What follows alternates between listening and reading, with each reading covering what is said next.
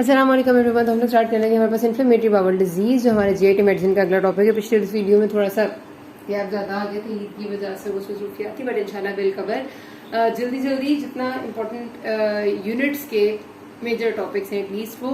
इसके बाद इंशाल्लाह इन्फेक्शियस डिजीजेस शुरू होगा जीआईटी के बाद।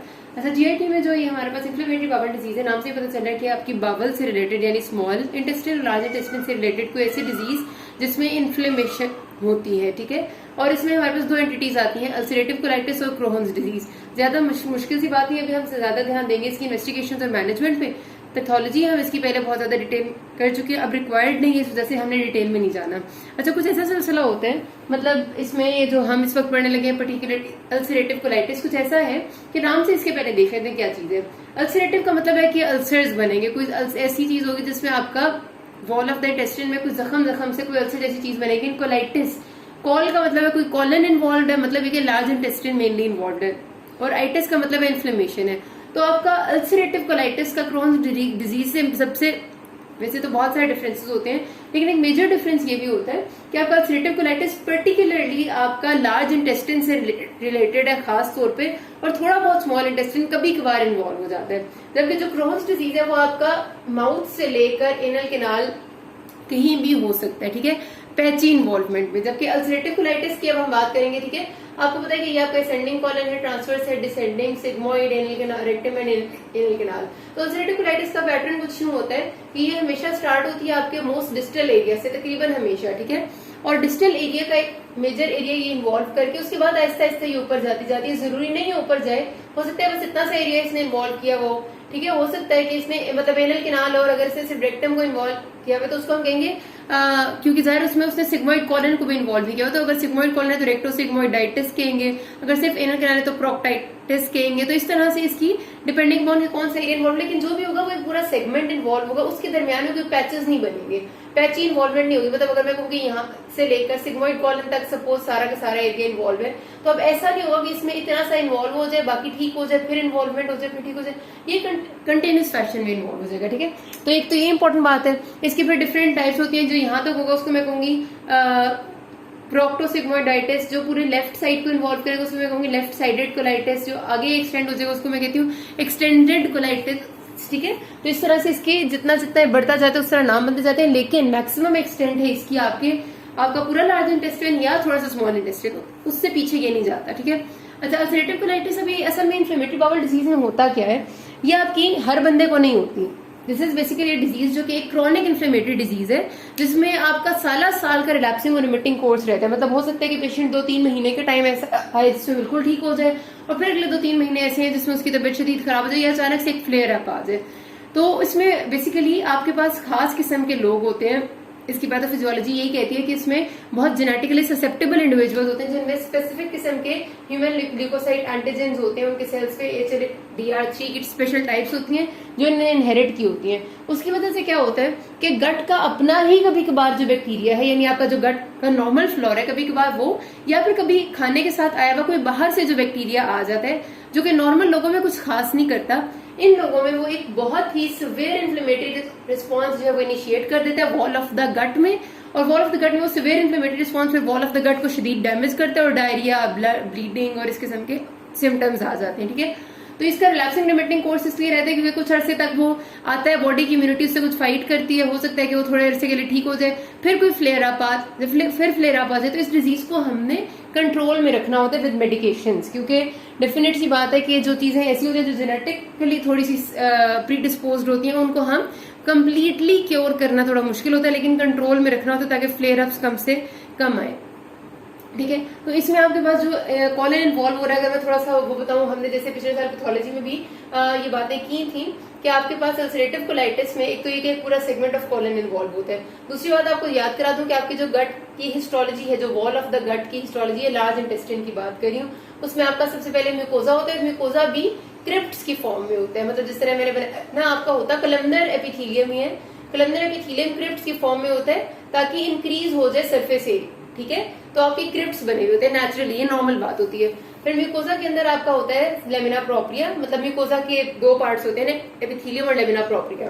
लेमिना प्रोप्रिया के बाद एक पतला सा सब म्यूकोजा होगा, वो भी कनेक्टिव टिश्यू है, और उसके बाद आपका आ जाता है मस्कुलरिस म्यूकोसी, ठीक है, यानी आपकी मसल लेयर एंड देन आपके पास एंड में आ जाता है आपका सिरोजा। अब आपके पास कहानी कुछ नहीं होती है। जो अल्सरेटिव कोलाइटिस है इसमें इन्फ्लेमेशन, जब आपका किसी कोई भी बैक्टीरिया ट्रिगर करेगा, कुछ भी होगा, आपके एकदम से यहाँ पर जो आपका इनिशियल ऊपर वाला म्यूकोजा है उसके एपिथेलियम में और उसके नीचे जो लेमिना प्रोप्रिया, यहाँ पर एक इन्फ्लेमेटरी कास्केड एक्टिवेट होगा। इन्फ्लेमेटरी कास्केड एक्टिवेट होगा तो आपके इन्फ्लेमेटरी बॉडी के जो इन्फ्लेमेटरी मार्कर्स हैं वो भी वहां पर आ जाएंगे, जिसमें आपकी इंटरल्यूकिन है, इंटरल्यूकिन 17 का, इंटरल्यूकिन 23 आएगा। उसके साथ साथ आपके ट्यूमर नेक्रोसिस फैक्टर वहां पर आ जाएगा। उसके अलावा न्यूट्रोफिल्स, मोनोसाइट्स, मैक्रोफेजेस, ये सारी चीजें तो होंगी, ठीक है। अभी सारी चीजें जब यहाँ पर आ जाती है तो पूरा इन्फ्लेमेशन का तमाशा इधर शुरू हो जाता है आपके म्यूकोजा और सब म्यूकोजा में। ये बात याद रखने की अल्सरेटिव कोलाइटिस में जितनी भी इन्फ्लेमेटरी प्रोसेस है वो सिर्फ म्यूकोजा तक ही लिमिटेड रहता है, बहुत हुआ सब म्यूकोजा तक जाता है लेकिन इससे आगे नहीं जाता। ये एक डिफरेंस और आगे क्रोन्स और अल्सरेटिव में। क्रोन्स डिजीज में आपकी पूरी layer of the wall involve हो जाती है यहाँ से लेकर यहाँ तक, जबकि अल्सरेटिव कोलाइटिस में सिर्फ और सिर्फ mucosa mainly and to some extent submucosa होते हैं, उससे आगे डिजीज एक्सटेंड नहीं करती, ठीक हो गया। एक तो ये बात होगी। उसके साथ साथ हमारे पास अगली बात ये आती है कि आपके यहाँ पर जब इन्फ्लेमेटरी प्रोसेस शुरू हो जाते हैं तो वो आहिस्ता आहिस्ता आपके इन एरियाज को डिस्ट्रॉय करते हैं, ठीक है। आपको पता है अगर एक बैक्टीरिया आएगा, बैक्टीरिया आता है, उससे आपकी बॉडी के सेल्स लड़ने की कोशिश करते हैं और उसके रिजल्ट में क्या होता है कि कोई पस सी बनती है। पस जब किसी एरिया में कलेक्ट हो जाती है तो हम उसको एब्सेस कहते हैं। ये हमने बात की थी। पस में क्या होता है, आपका इन्फ्लेमेटरी डेब्रिस होगा, बैक्टीरिया होगा, आपकी बॉडी के इम्यून के सेल्स होंगे, वो चीज जब एक जगह कलेक्ट हो जाए तो उसको हम एब्सेस कह देते हैं। तो क्या होता है, हमारे पास जो क्रिप्ट है ना, ये एक बास्केट सी बनी हुई है। ये बास्केट वाली जगह पे कलेक्शन होना बड़ा आसान है, तो यहाँ पर कलेक्शन हो जाती है सारे पसी मटेरियल की और इधर एब्सेसेस बन जाती है जिनको हम कहते हैं क्रिप्ट एब्सेसेस, जो यहाँ पर मजीद इन्फ्लेमेशन करती है और हम कहते हैं क्रिप्टाइटिस हो गया, ठीक है। Cryptitis and crypt abscesses are also very particular for ulcerative colitis. ये बात होगी। उसके साथ साथ अब क्या होता है, आपका सपोज ये वाला सारा एरिया इन्वॉल्व है, यहाँ पर इन्फ्लेमेशन चल रही है म्यूकोजा में, सब म्यूकोजा में, तो जाहिर है ये तो नहीं होगा ना कि सारे के सारे एरिया में एक साथ एक बराबर एट्रोफी और सारे एरिया में बराबर लड़ाई चल रही हो सकता है किसी एरिया में इम्यून सेल्स थोड़ा ज्यादा लड़ रहे हैं, कहीं थोड़ा कम लड़ रहे हैं, लड़ाई पूरे में चल रही है लेकिन थोड़ी बहुत आगे पीछे तो हो सकती है। कुछ फौजी ज्यादा ताकतवर होते हैं, कुछ कम ताकतवर होते हैं। तो होगा कुछ, क्योंकि सपोज मेरे पास ये वाला जो फौजी था मेरा, मतलब हमारी बॉडी की जो इम्यूनिटी इस जगह पे थी, इसने तो अच्छी लड़ाई लड़ ली और इसने अपने वाले जो एरिया है यानी अपनी जो क्रिप्ट है उसको डिस्ट्रॉय नहीं होने दिया, ये इसी तरह ठीक रही। लेकिन इधर जो फौजी खड़े हुए थे ये जो है वो अच्छा नहीं लड़ सके। उसकी वजह से क्या होगा कि जो बैक्टीरिया है वो इस क्रिप्ट को डिस्ट्रॉय कर देंगे, आहिस्ता आहिस्ता इनके सेल्स की एट्रोफी हो जाएगी, ठीक है।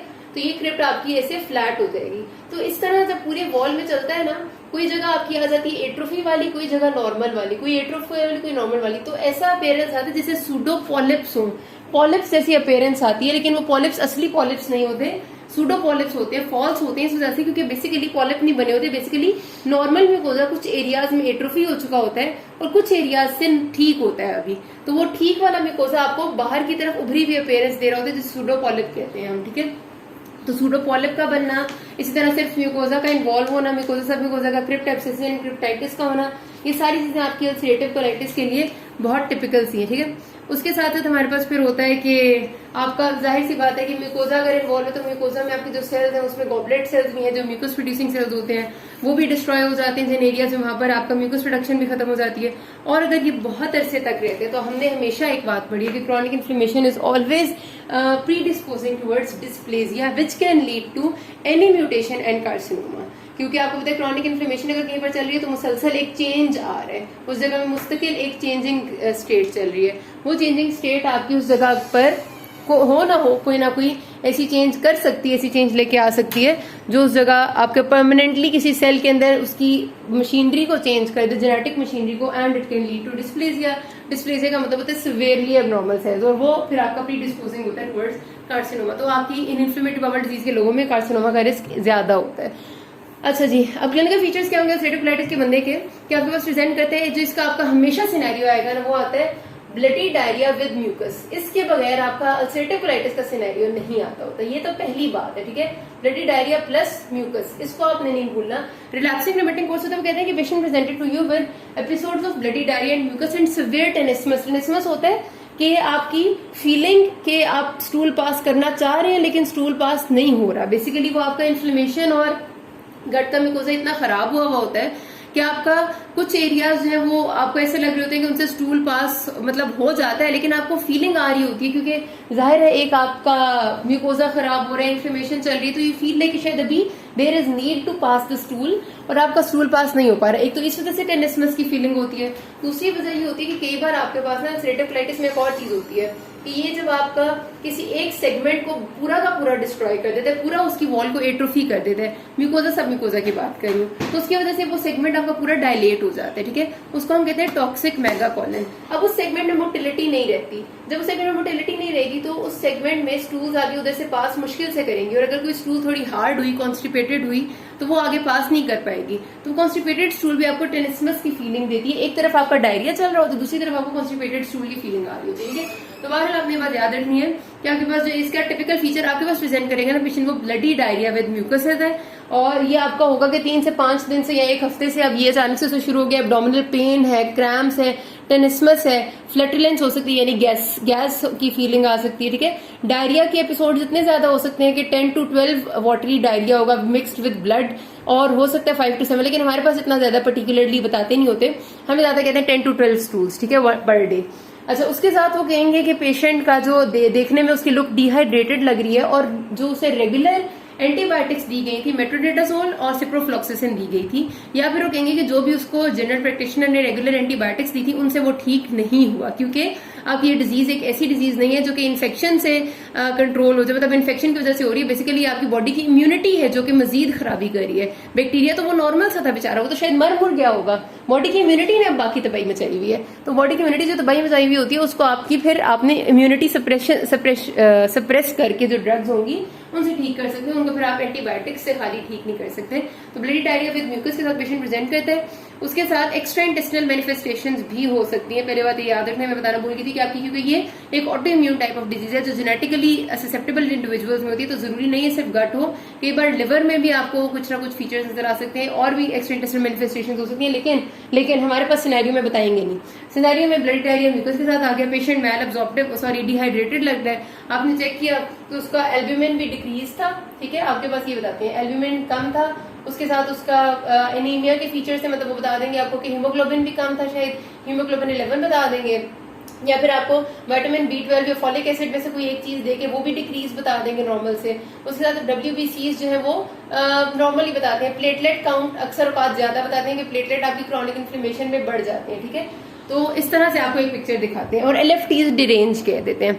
अब इसकी वजह क्या होती है, बेसिकली ये जो लोग होते हैं ना, इनमें ये कोर्स बहुत लंबे ऐसे से क्रॉनिक इन्फ्लेमेशन का चल रहा होता है, तो इनकी जो एब्जॉर्प्टिव कैपेसिटी है गट की वो भी बहुत डिस्ट्रॉय हो रही होती है। अगर आपका सिर्फ और सिर्फ मोस्ट डिस्टल पोर्शन इफेक्ट हो रहा है ये वाला, तो फिर तो आपका विटामिन B12 या फॉलिक एसिड वगैरह की डेफिशिएंसी होना पॉसिबल नहीं, क्योंकि वो स्मॉल इंटेस्टाइन में एब्जॉर्ब होते हैं। यहाँ पर अगर प्रॉब्लम आएगी तो एक तो पेशेंट डिहाइड्रेटेड बहुत ज्यादा होगा, उसके साथ ब्लड लूज करे तो उसमें एनीमिया होने का चांस है, ठीक है, जो आपका नॉर्मल ब्लड लॉस एनीमिया होता है, क्योंकि उसको ब्लडी डायरिया है ना, तो उसको एनीमिया बहुत ज्यादा होगा। एल्ब्यूमिन इससे डिक्रीज होती है क्योंकि ये वाली जगह पर अक्सर आपकी प्रोटीन लूजिंग इंटेरोपैथी स्टार्ट हो जाती है, बॉडी जब देखती है ना बहुत ज्यादा अमाउंट ऑफ ब्लड और डायरिया जा रहा है, उसके साथ प्रोटीन भी जाया होने लग जाती है, तो इस वजह से बॉडी की एल्ब्यूमिन क्रॉनिकली इन्फेक्टेड लोगों में आहिस्ता आहिस्ता डिक्रीज होने लग जाती है, and it leads to protein losing enteropathy, decrease in albumin, ठीक है। उसके LFTs डिरेंज होने का मकसद ये होता है कि आपके पास इन लोगों में कई बार साथ आपका लिवर भी इफेक्टेड होता है, जिसकी वजह से आपको LFTs डिरेंज बताते हैं। उससे कंफ्यूज होना कभी भी नहीं है आपने, होगा वो इन्फ्लेमेटरी बाउल डिजीज का अल्सरेटिव कोलाइटिस, ठीक है जी। तो उसके साथ तो आपको कहेंगे कि कभी कभार बता देते हैं कि on sigmoidoscopy there were crypt abscesses and cryptitis along with pseudopolyp appearance of the इतना पोर्शन ऑफ कॉलन। तो एक बहुत ही आसान सिनेरियो होता है, इसमें कोई मुश्किल डायग्नोज करना नहीं होता। मैंने आपको बताया कि बहुत LFTs आपको दे देंगे डिरेंज हुए हुए, जो आपको कंफ्यूज करने के लिए होंगे, इसके अलावा कुछ भी नहीं होगा। ये टिपिकल अल्सरेटिव कोलाइटिस का। मैं आपको क्रोन्स बताऊंगी तो मैं आपको बताऊंगी कि क्रोन्स में इससे क्या डिफरेंस आता होता है। तो इस तरह का आपके पास सिनेरियो आता है, आपने उसकी बतानी होती है थोड़ी बहुत, जो भी आपसे पूछ लेंगे बहुत कॉम्प्लिकेशन, इन्वेस्टिगेशन, मैनेजमेंट, ये कुछ पूछते हैं। अच्छा, इसकी तरह से अगर कॉम्प्लिकेशंस की बात करें, क्योंकि कभी कभार पूछते होते हैं, तो एक तो ये कि बहुत सिवियर कोलोनिक इन्फ्लेमेशन भी ये कर सकता है, इतना ज्यादा अगर आपका इतना ब्लड लॉस हो जाए तो it can lead to even death, ठीक है। बहुत सिवियर डायरिया एंड बहुत सिवियर ब्लड लॉस दोनों ही आपके लिए डेथ कर सकते हैं। इस वजह से जो ऐसे लोग होते हैं, खासतौर पे जो आपकी एक बहुत उसके साथ आए हुए होते हैं एक्यूट फ्लेयर आपके साथ, तो उनको आपने लाजमी एडमिट करना होता है, और उनका एब्डोमिनल एक्सरे और उनकी इन्वेस्टिगेशन जो भी अभी आपको बताऊंगी वो जरूर करनी होती है। दूसरी बात जो यहाँ पर बहुत इंपॉर्टेंट होती है वो है टॉक्सिक मेगा कॉलन। मैंने भी आपको बताया कि कॉलन का कोई एक पोर्शन बहुत ज्यादा डायलेट अगर हो जाता है तो वो टॉक्सिक मेगा कॉलन होता है। उसका प्रॉब्लम ये होता है कि वो अगर डायलेटेड है और उसके अंदर स्टूल आके इम्पैक्ट हो रही है तो वो कभी ना कभी परफोरेट करेगा तो किट कैन जितनी इन्फ्लेमेशन अंदर चल रही थी वो पूरे पेरिटोनियम में फैलेगी और फिर वो आपका बॉडी में पूरी में सेप्सिस हो जाएगा और फिर बंदा बचने का बहुत कम चांस होता है। तीसरी बात यह है कि आपको जो इन्फ्लेमेशन है अगर वो आपकी ब्लड वेसल्स को इन्फ्लेमेटरी मार्कर्स और चीजें इरोड करके चली जाए, ब्लड वेसल्स के जरिए ब्लड में एंटर और ब्लड से वो पोर्टल वेन में और पोर्टल वेन से वो लिवर में चली जाए तो लिवर इस तरह भी इन्फेक्ट हो सकता है, ठीक है। इसकी वजह से भी एलएफटीज डिरेंज हो जाते हैं और उसके बाद वो लिवर से आपकी पूरी बॉडी में भी सेप्टिसीमिया कर सकते हैं। तो ये बहुत सारे तरीके हैं जिस तरह कॉम्प्लिकेशंस डेवलप होने के बाद तो हो सकती है, ठीक है। हेमरेज तभी होगा अगर कोई मेजर आर्टरी इरोड हो जाए, लेकिन बहुत रेयर होता है। और कैंसर का रिस्क मैंने आपको बताया इन लोगों में बहुत ज्यादा इंक्रीज होता है। इस वजह से हमने अल्सरेटिव कोलाइटिस या क्रोन्स डिजीज के लोगों में बायोप्सीज भी लेनी होती है, उनको रेगुलर चेकअप पे रखना होता है कि कहीं डिस्प्लेजिया ना हो रहा हो, क्योंकि इनमें ज्यादा रिस्क होता है। अगले पार्ट में स्टार्ट करते हैं बाकी बातें। किसी को कोई मसला हो can ask me. Thank you.